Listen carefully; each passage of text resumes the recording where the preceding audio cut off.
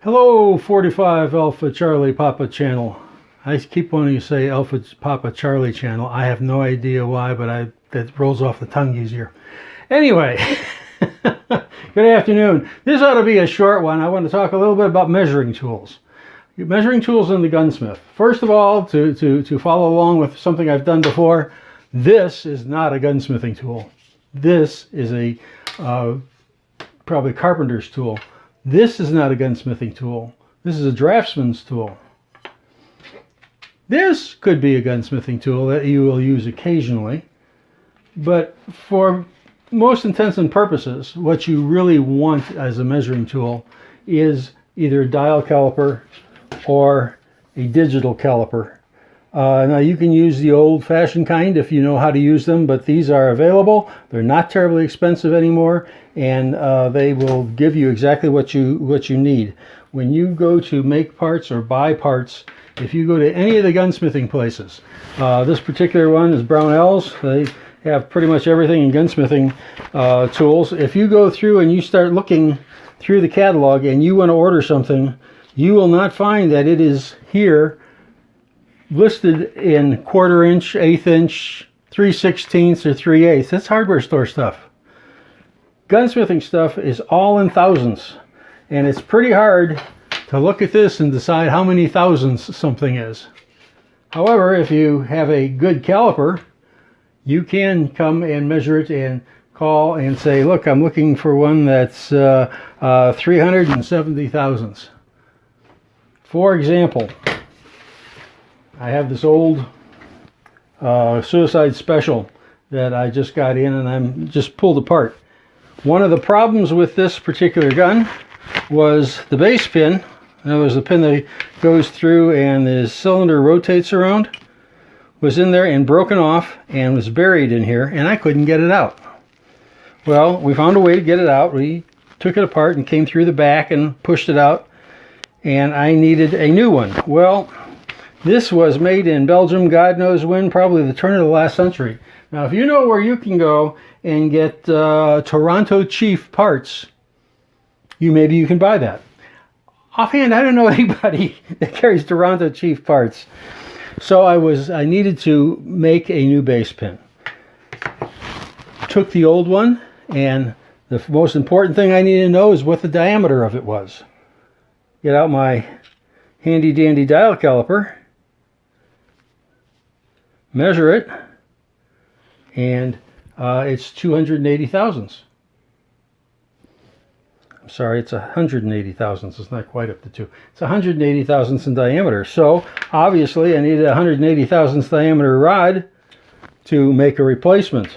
Got the rod, rounded off, turned the end down. One of the things, I have a little Unimat lathe. It's about that big, and does small parts like this. I don't have a full-size lathe, but I turned this base down here to go within the hole where it centers here, and made it longer so that I can put it in there. I can locate it, and the cylinder will revolve around it. Now I still have to do things like put this notch in it where it's held in place in the back, and probably another one that was broken off of this one where it's held in place at the front when I reassemble it.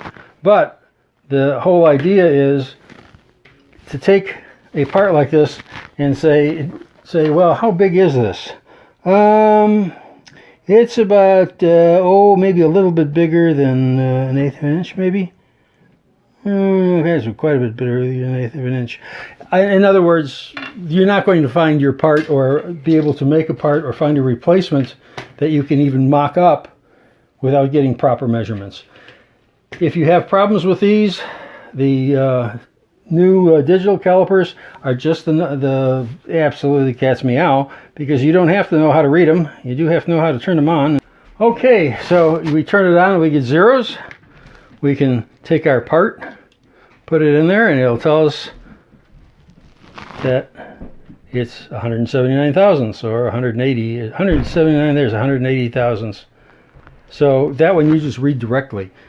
Those are really wonderful tools, And all you have to do is make sure you shut them off, or you always have dead batteries. They also have the internal measuring legs on it, to where you can take it and you can measure the inside diameter of a hole and say this is 284 thousandths, 284 to 286 thousandths, which makes it about 28 caliber. I suspect that with that's the forcing cone, so that's probably a 32 Smith & Wesson. 308 here. I would bet you a 32 Smith & Wesson will fit in there. So that's why you have these particular tools, why they're important to the gunsmith. When you call in for parts, you want to have your measurements in thousandths, compare it to what's in the catalog, and you'll get the right part. That's about all I've got to really say on measuring tools, except that you want to make a small investment. I think the calipers these days will run you around $35 to $50, depending on what they are. I would suggest you get metal ones rather than plastic ones. The plastic ones are too easy to deform, and they won't last as long. But I've had these forever, and they are an invaluable tool, whether you're working on your own guns or if you're working on guns for a living. This is 45 Alpha Charlie Papa channel, and the Old Gunsmith. I'm out. Happy trails.